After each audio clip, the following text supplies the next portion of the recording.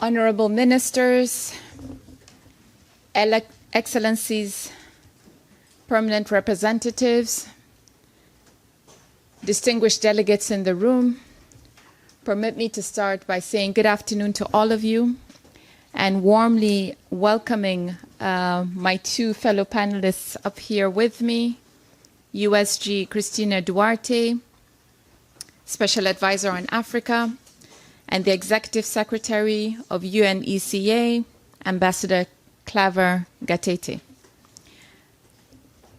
We are also expecting Her Excellency Ms. Paula Navarez, the President of ECOSOC, to join us shortly.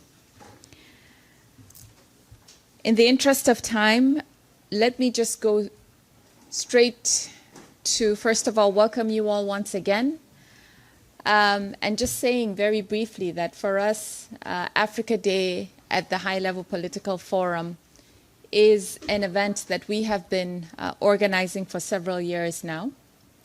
And I would like to particularly recognize our partners, the United Nations Office of the Special Advisor on Africa, UNOSA, the United Nations Economic Commission for Africa, UNECA, the United Nations Development Programme, UNDP, and the African Institute for Economic Development and Planning, IDEP, who have accompanied us and are co-organizing this session today. Thank you for your support.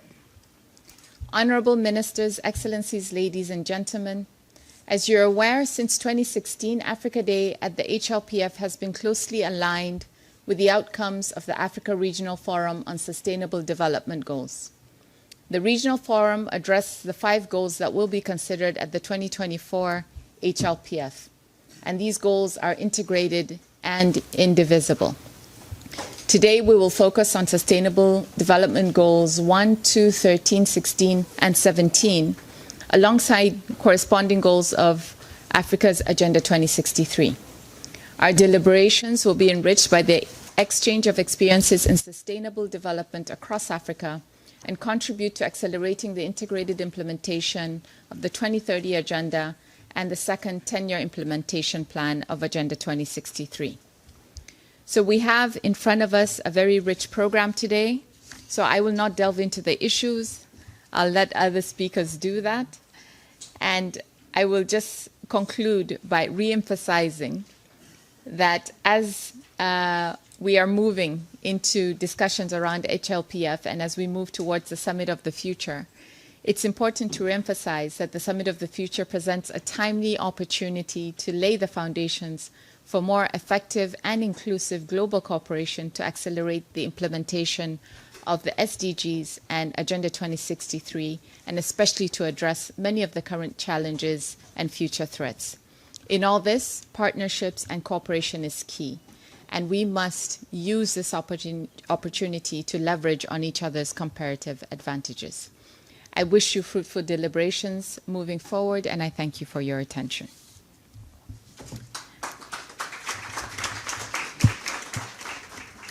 Now I will move through the program. As I mentioned earlier, Ambassador Navarez will join us later on, so I will now give the floor to Ms. Cristina Duarte, USG Special Advisor on Africa, for her remarks. My sister, you have the floor. Again, good afternoon.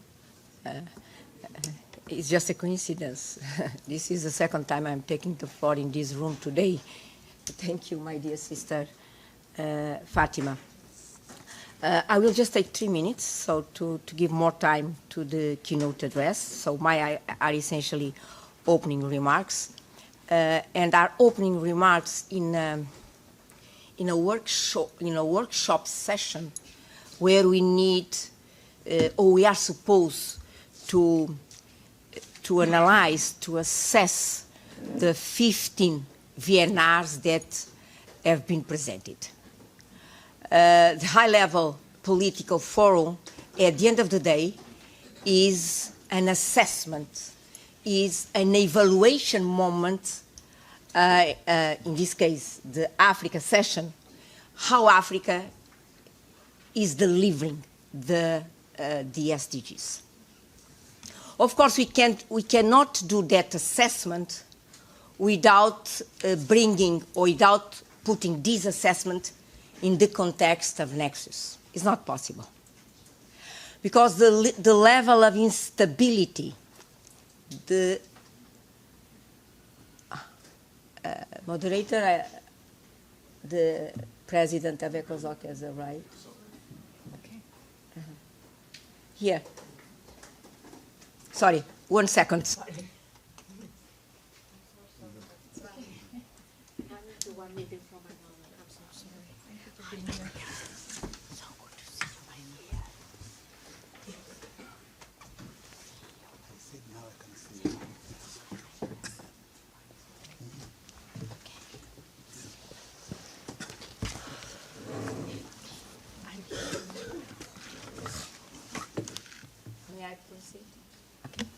Thank you.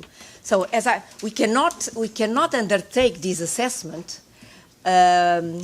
without putting it under a Nexus framework, peace, security, and development.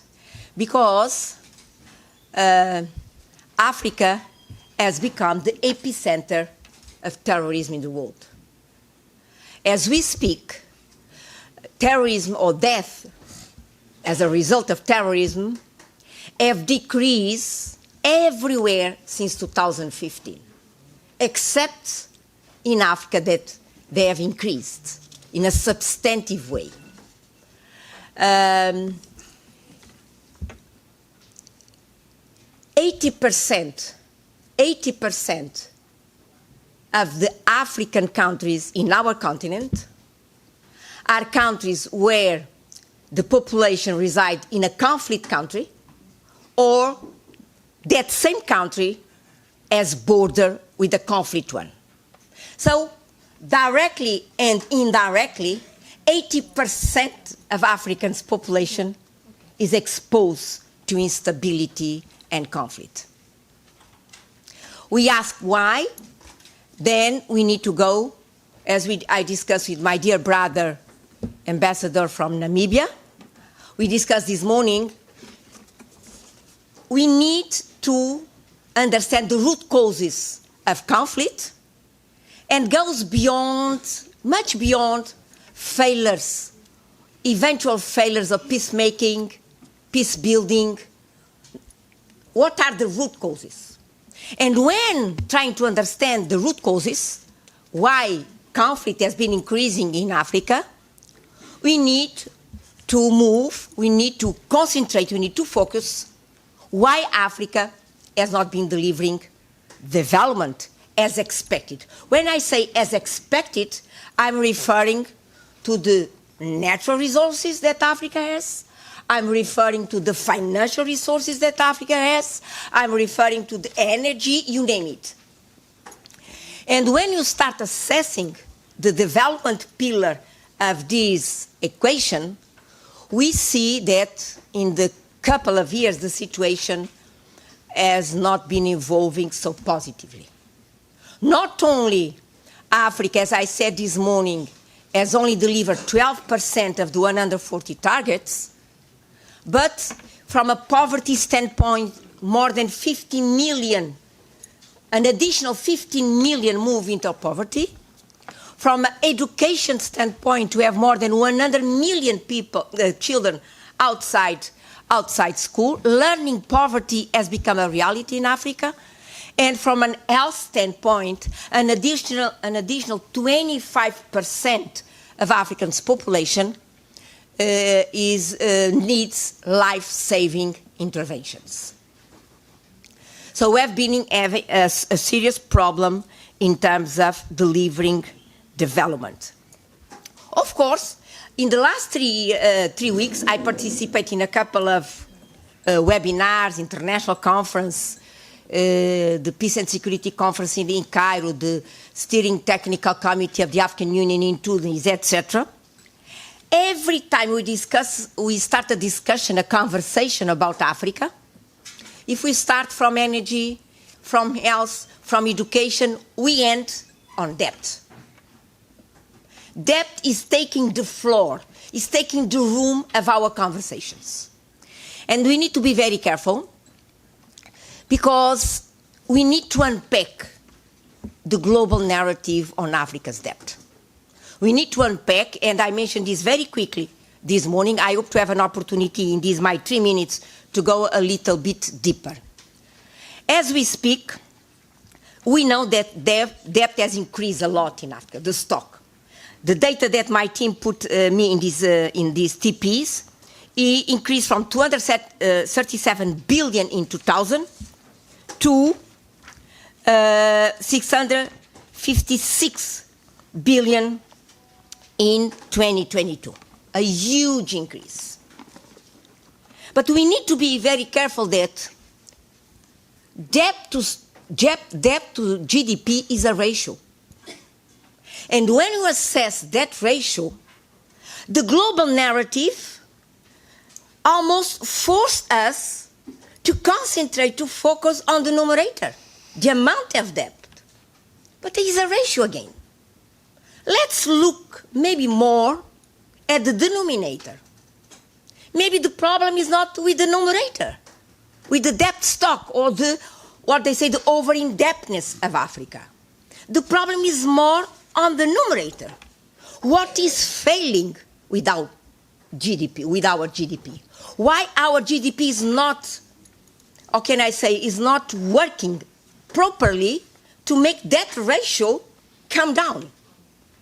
Because if we look at the denominator, we'll see that the reason of debt distress, and this is our 2024 report that will be presented to the General Assembly, the reason of Africa's debt distress is not because Africa is over-indebtedness, as I said this morning. And we need to unpack this narrative, because if we accept the explanation, we accept austerity programs. We accept conditionalities. We accept straitjackets. We need to be very careful.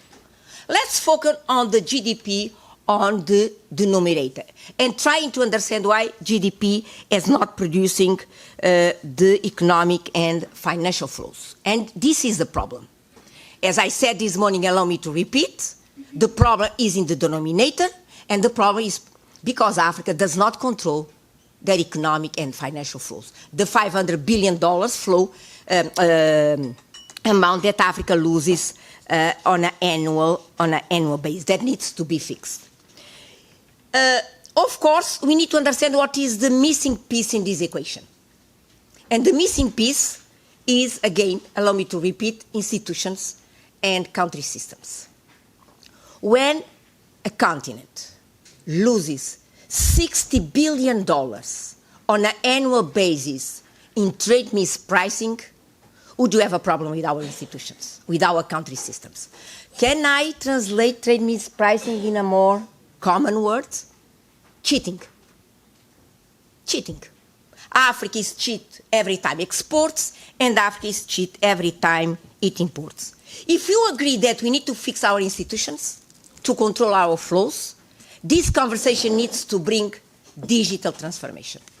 There is no way that in the 21st century we can build country systems to tackle the numerator of the ratio, to control our GDP, to control our flows, to make the ratio decrease, to improve the risk profile of the country, if we do not bet on digital transformation. And when speaking about digital transformation, I would like to finish by saying that there is a key piece when, as far as digital transformation is concerned, is digital public infrastructure.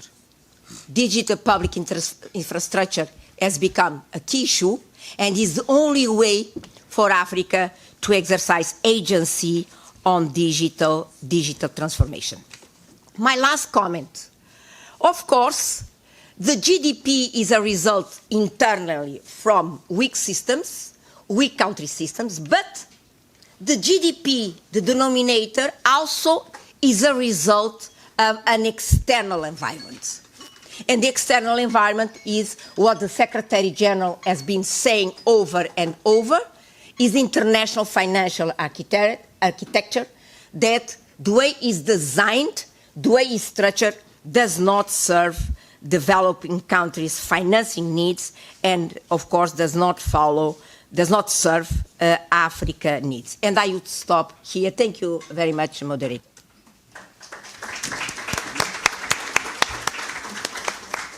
Thank you very much, Madame Duarte. I now have the pleasure to welcome and also give the floor to Her Excellency, Ms. Paula Narvaez, President of ECOSOC and Permanent Representative of Chile to the United Nations, for her remarks. You have the floor, Ambassador. Can I use this? Oh, this is good? Okay. It's already open. Thank you so much, Madam Moderator, my dear fellow panels. It's a pleasure to be with you today, Cristina, Claver, and Mr. Matthias Nab. I'm honored to join you today, and I'm so sorry I was a bit late, but these days HLPF is quite busy, okay? So sorry, apologize for that. So I was telling that I'm honored to join you today. The 2024 Africa Day at the HLPF is an important platform for African member states to engage views, experience, and best practices with their peers on the progress and challenges of the implementation of the 2030 Agenda and ahead of the Summit of the Future in September. It is an opportunity to underscore the advancement being made and identify common issues in the region that require global attention. But I think it's an opportunity beyond Africa as well. I think it's an opportunity for the whole world. According to the African Development Bank, economic growth in Africa is expected to increase from 3.1% in 2023 to 3.7% in 2024 and 4.3% in 2025, highlighting the strong resilience of African economies.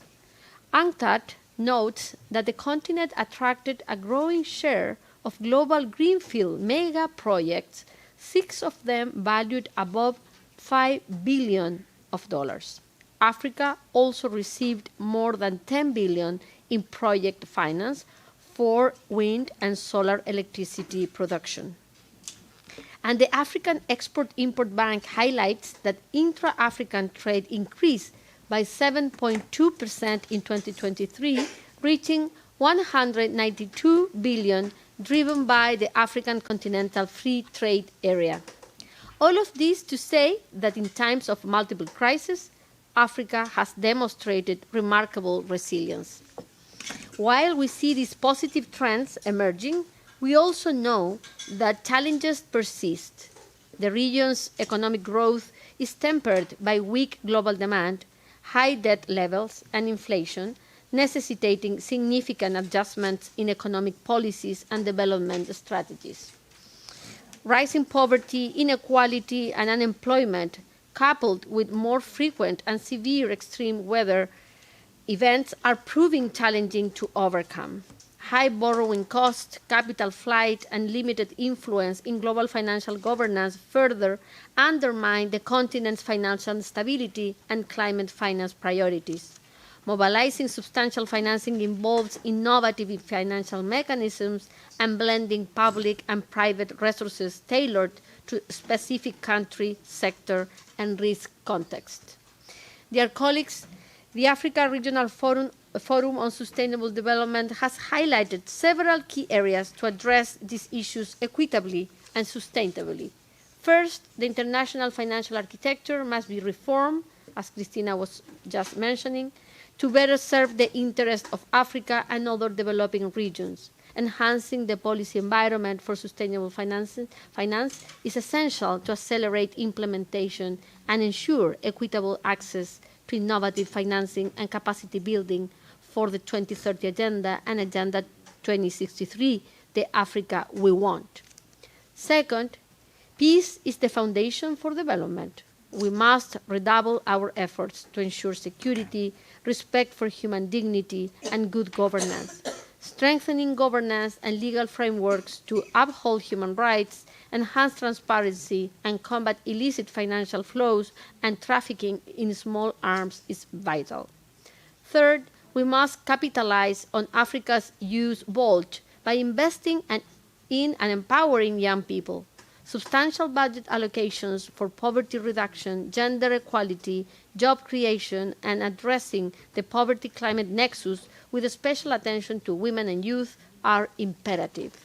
Fourth, the vast market of the African continental free trade area should be leveraged to develop industrial and green transition value chains, sustainably harnessing the continent's natural resources, and fostering innovation in climate financing and inclusive carbon markets, along with accelerating investments in early warning systems and climate literacy are key to enhance climate resilience. Dear colleagues, as President of ECOSOC, I have heard from you during the work of the Council on the diversity of challenges facing the continent. Throughout these discussions, what has been clear is the strength and resolve of African countries to work towards sustainable development and Agenda 2063. The significant number of African countries that have conducted VNRs is a testament to your commitment. We have the tools and we know the policy priorities to pursue, but we need to galvanize consistent and persistent action nationally, regionally, and globally to ensure that your hard-won gains are not lost in the face of emerging risks and shocks. I stand with you as we together strive to improve the lives of our peoples and communities. The Council is with you to ensure that the global policy discussions most pertinent to Africa countries are elevated to support the region. And we are here to collaborate with all actors, including the African Union, ECA, and other regional organizations to raise our ambitions and find practical solutions to make sustainable development a reality. I thank you once again for your dedication and vision and look forward to your fruitful discussions. Thank you very much. Thank you very much, Ambassador Paula Narvaez. And now I have the distinct honor to invite Ambassador Claver Gatete, Executive Secretary of UNECA, for his remarks. Ambassador. Yeah, thank you very much, Ambassador, for hosting us really here. And very important to meet again my good friend Paula, the President of ECOSOC. Not everybody here is a president, so really for you leading us to this time is not always easy. But thank you very much, my colleague. This is also another person we've been together. She was a Minister of Finance in her own country, and she understands exactly what each one of you is going through.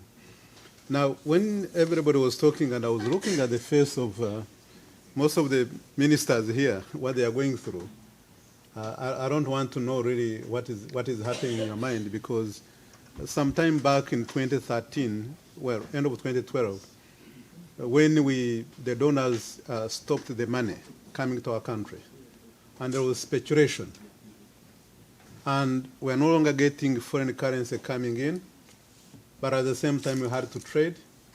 And in addition to that, there was a speculation among people because they believed we never get resources from outside again.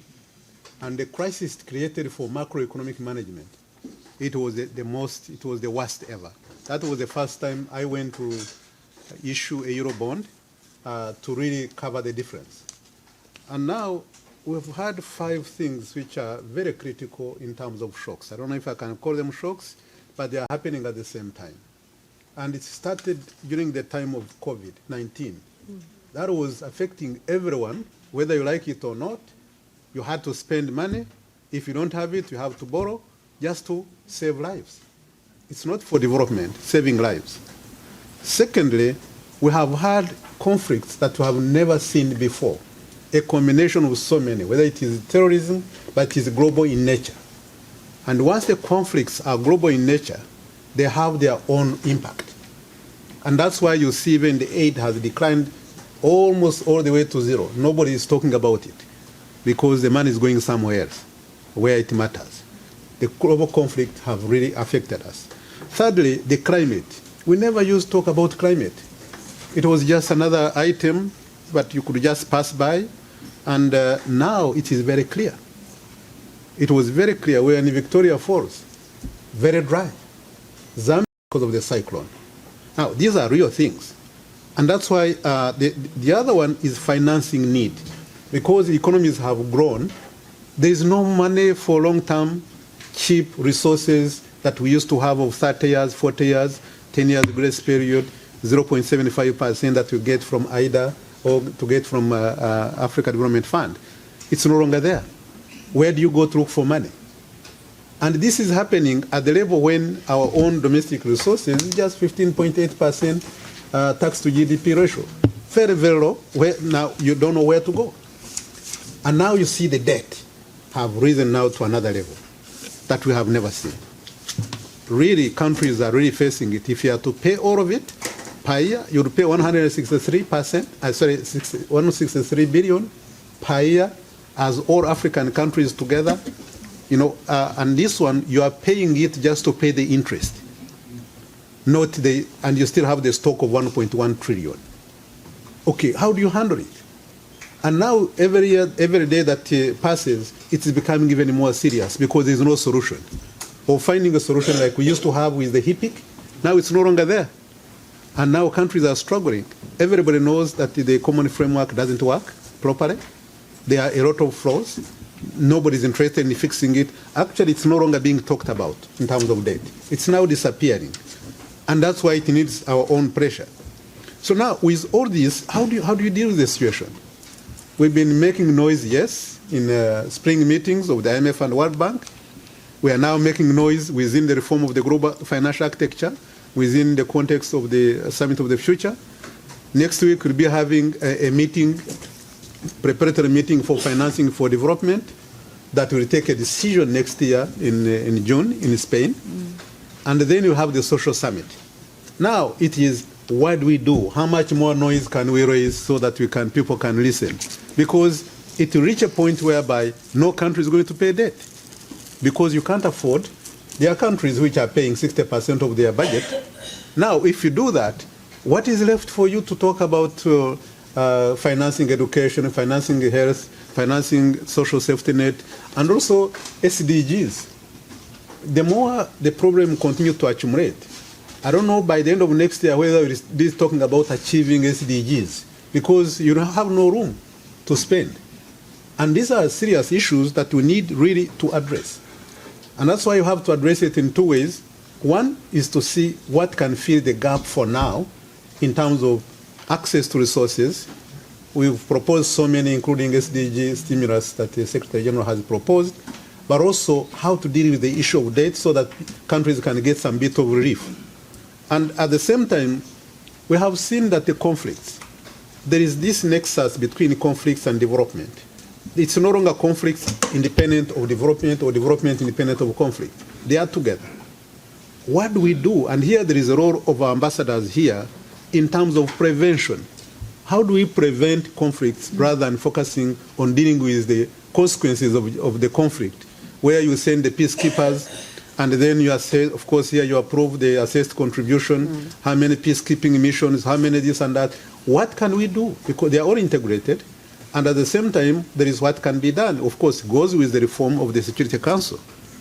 In the previous meeting, I was talking about when they asked me the questions of what can be, I say, well, none of African countries is a pen holder in terms of really dealing with this issue. Meaning someone has to determine this for you, and you just complain or you just fight back and lose out.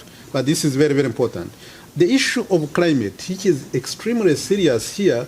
We've done so many things, and I think we are really feeling it when you deal with member countries. In terms of the carbon credit, which we don't know, you are discussing with people who are experts, who know how to trade. For you, it's the first time, and you don't have a formula. And when you try to put a formula in place to assist member countries, now they need, all of them need capacity. And they need capacity at a scale, which you cannot be able to provide. And also the issues of the whole green bonds and the blue bonds and all that, where we need to bring in stakeholders, including philanthropy, to participate so that we can get a better deal. We also have to give the capacity. Thirdly, we don't have functioning like advanced capital markets. We are also doing it together with the capital market. And that's why this time for sustainability, we need to focus on the domestic resource mobilization. Because at the end of the day, it's going to be how we collect taxes, how we make sure that we put a technology, the illicit financial flows which we are talking about, that's what can help. But at the same time, we need to make sure that we can be able to create a system whereby we can increase our taxation, bring in informal sector to the formal sector, and be able to increase at least from the 15.8% onwards. But also at the same time, apart from that, we also need to deal with the issues of the capital market, which brings in the resources for private sector. We are doing quite a lot in terms of the risking so that we can bring in the private sector. Investment is so low because they fear risk. And what we are doing at the regional level is the risking so that we can have the regional value chain in so many areas, in agriculture, in mining, in so many other areas, so that at least we can have the private sector coming in, not always relying on the government for financing almost everything. What we have also realized is the capacity to negotiate. Most of the countries, I could go from Sierra Leone to north, south, east, west, they have assets, but the way they have been negotiated has really not been to the advantage of the member countries. And that's where we need the capacity to make sure that we can be able to negotiate and get the value for our own people. But also sharing the practices, things that work, especially innovations. We are putting together now a portal that's going to be accessed by all the countries to show which innovations are working where. And then you can be able to share with as many countries as possible, rather than for each country to work independent of the other. There is so much I can say on this, but what you are saying that at this point in time, I'm glad we have so many finance ministers here. I think we need to have a common position that we can always be able to give the same messages to everyone, and then it can help us in terms of negotiations going forward. But if we speak independent of each other, then it won't help. And that's why, as we negotiate for the reform of the global financial architecture, as we talk about climate, as we talk about other things, we should have the same common messaging which can be used now to negotiate, whether it is the reform of the financial architecture or whether it is financing for development, so that at least we can all agree on the way forward. And that's when it will be a win-win for everyone. I don't want to take much of your time. I think I've taken more than enough. But thank you so much. But we count on the ambassadors who are here. We count our ministers of finance who are the foot soldiers on the ground. Thank you so much. Brilliant as always. Thank you. And now our last speaker for this segment is Mr. Matthias Nab, who is the Director, Regional Service Center, RSCA from UNDP. You have the floor, Mr. Nab. Thank you. Thank you very much. Excellency, Ms. Paula Navarez, President of the Economic and Social Council and Permanent Representative of Chile to the United Nations, Madam Fatma Mohamed, Permanent Observer of the African Union to the United Nations, my senior colleagues, Christiana Duarte, Special Advisor of the Secretary General on Africa, and Mr. Clever Gatete, Executive Secretary, UN Commission for Africa, honorable ministers, distinguished permanent representatives, distinguished participants, ladies and gentlemen, allow me to give the regrets on behalf of Ahuna Izakwanwa, who would have loved to be here, but unfortunately is traveling and has asked me to step in for her. Thank you for joining us at the 2024 Africa Day at the High Level Political Forum. At UNDP, we take great pride in our partnership with the Office of the Special Advisor on Africa, the UN Economic Commission for Africa, and the African Union. Together, we have established a tradition of focusing Africa Day at the High Level Political Forum on tangible solutions to advance both Agenda 2063 and the SDGs. Today, we convene under the theme of building a prosperous, inclusive, and resilient Africa through renewed partnerships and strong institutions. This theme resonates deeply with UNDP's mission and aspirations of the African continent. We recognize the critical challenges and opportunities facing African member states in implementing the 2030 Agenda for Sustainable Development and Agenda 2063. The Secretary General's call for an SDG stimulus and the upcoming key UN milestones including the Summit of the Future, COP29, and the 4th International Conference on Financing for Development, as mentioned by the Executive Secretary, provides us with a pivotal moment to redefine our approach and accelerate progress. 4 things I would like to bring to your attention. 1, partnerships are the cornerstone of our development strategy. Our collaboration with the African Union, UNHCR, and other regional bodies has yielded significant policy and governance improvements. For instance, our joint initiatives have enhanced institutional capacities, promoting transparency and accountability across the continent. As we approach the Summit of the Future, we must continue to build on these partnerships to drive collective action towards sustainable development. 2, inclusive growth is vital for resilience. UNDP's expanding support for micro, small, and medium enterprises and unleashing the potential of the private sector exemplifies this approach. By enhancing access to finance, providing training, and opening markets, we continue to empower thousands of entrepreneurs, particularly women and youth, in the informal economy across Africa. These efforts have significantly boosted local economies, creating jobs and fostering economic resilience. 3rd, robust social protection systems are crucial for building resilience. Across Africa, social protection initiatives are on the rise, being implemented in 44 countries in response to multiple crises.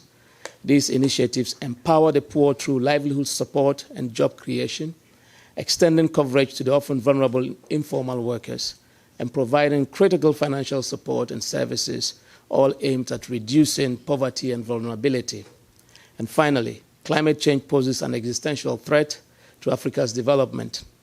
In Burkina Faso, our community-based adaptation projects have empowered local communities to manage natural resources.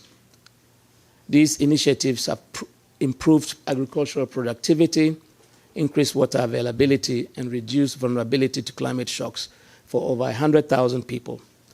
As we look towards the climate COP29, it is imperative that we scale such successful models to build climate resilience across the continent.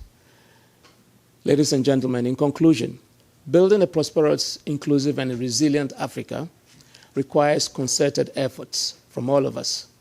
We must continue to forge strong partnerships, strengthen institutions, and empower communities. Together we can achieve the Africa we envision, a continent that thrives in prosperity, embraces inclusivity, and stands resilient in the face of challenges. I thank you for your kind attention.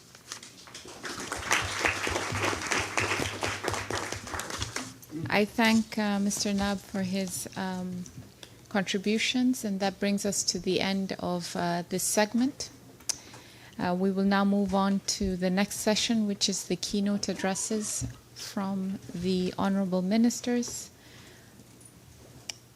And yes, I believe we'll just take a minute to excuse our high-level panelists before we move on to the next session. Thank you.